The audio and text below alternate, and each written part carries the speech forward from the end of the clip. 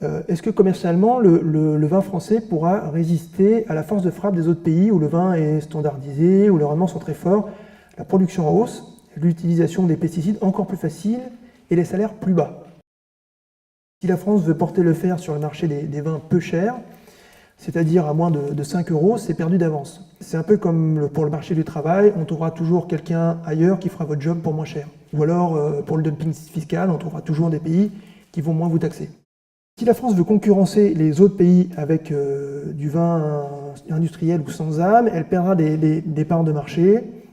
Par contre, si elle continue à faire des vins de terroir, elle résistera, parce que le terroir ne se délocalise pas.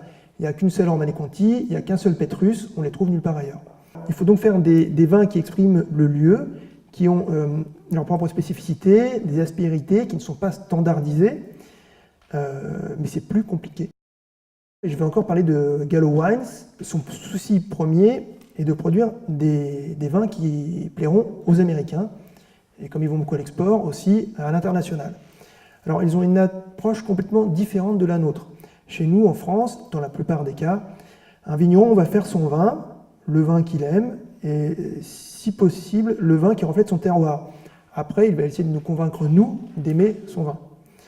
Chez Gallo, c'est tout le contraire. On fait des études, des tests, des sondages pour connaître les attentes des consommateurs et on façonne un vin qui y répondra. Donc dans le cas des Américains, ce seront des vins dotés d'une forte sucrosité, des vins puissants, qui épatent, qui explosent en bouche toujours, mais au final qui n'apportent pas grand-chose.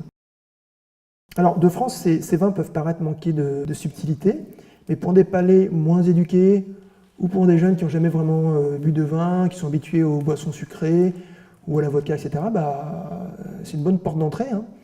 D'ailleurs, souvent, ces jeunes, ils commencent par des vins comme ça, et après, ils vont sur des vins français un peu plus subtils. Donc il faudra faire attention dans l'avenir que ces vins industriels produits souvent à l'étranger, mais aussi en France, ne viennent pas reléguer les vins de terroir au rang de reliques.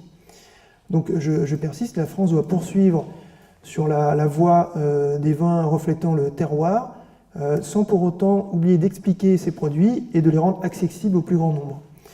D'ailleurs, dans les pays du Nouveau Monde, il faut faire attention, parce qu'à côté d'une viticulture industrielle se développent des vins d'auteur. Donc on cherche partout à mieux connaître le terroir et à y adapter les bons cépages. J'ai récemment dégusté une gamme de vins chiliens qui fait Gato Negro, donc ça c'est un vin chilien qu'on trouve en supermarché. Bon voilà, c'est un vin un peu standardisé, mais ils font aussi des vins très qualitatifs. Pour finir, je vais parler du bio, parce que je pense que c'est une chance pour le vin français. Il faut en finir avec les pesticides. Vous ne le savez peut-être pas, mais la vigne en France représente 4% de la surface agricole, j'ai déjà dit, mais utilise 20% des pesticides.